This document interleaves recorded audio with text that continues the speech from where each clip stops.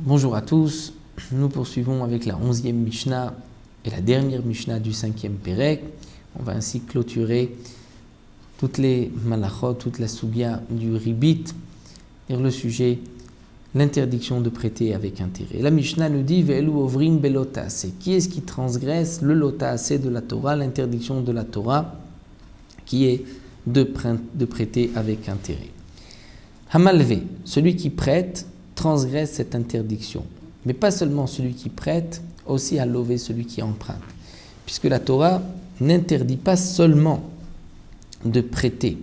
C'est marqué Kaspecha lotiten benesher. Ton argent, tu ne donneras pas benesher, dire sous avec un intérêt lorsqu'il va te mordre, ou que tu vas toi mordre. Donc c'est aussi bien le malvé que le lové. S'il y a un nesher, c'est le malvé, celui qui a emprunté, comme le lové qui transgresse.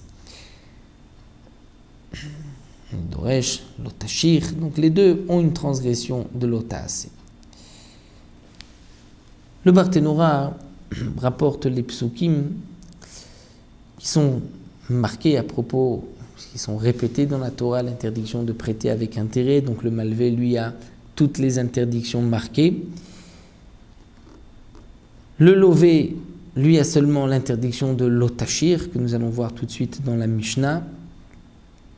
Mais il y a même le harev, le garant, qui transgresse, puisque lui a permis ce prêt.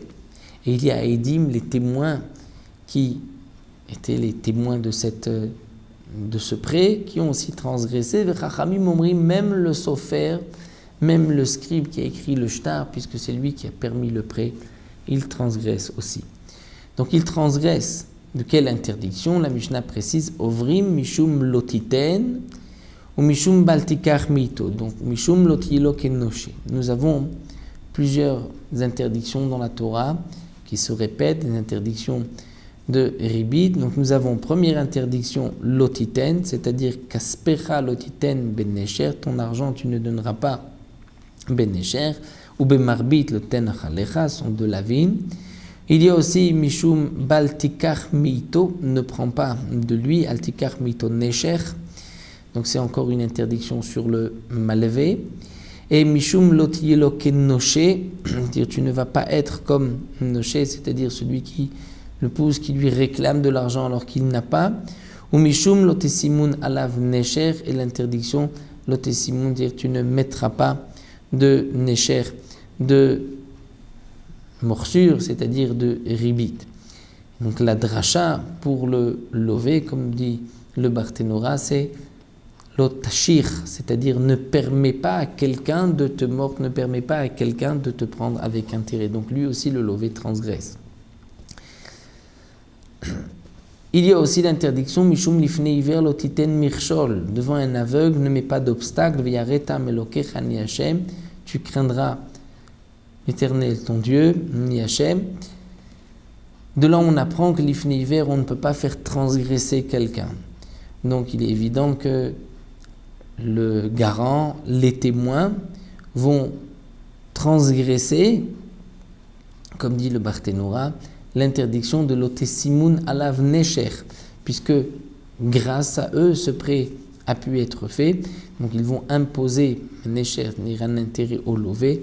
Eux ont transgressé. Donc nous voyons que le lové, donc le malvé, lui transgresse toutes les interdictions, dit le Barthénora, celui qui prête à toutes les interdictions de la Torah. Le lové transgresse le lotashir, qui signifie ne lui permet pas de te prendre un intérêt. Il transgresse donc aussi Veleachicha lotashir, il transgresse aussi l'ifnei iver lotiten mirshol, puisqu'il met un obstacle devant le malvé qui va à cause de lui transgresser. Et les témoins, comme dit Barthénora, eux vont transgresser l'otesimun alav nesher. Dans tous les cas, comme nous avons vu, il y a une interdiction de la Torah, que ce soit un seul lave ou plusieurs.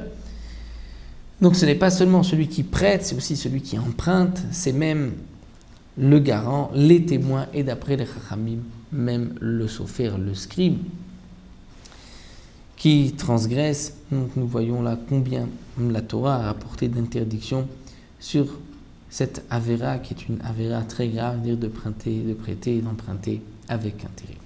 Voilà, nous avons fini le 5e Pérec et on poursuivra avec le 6e Pérec.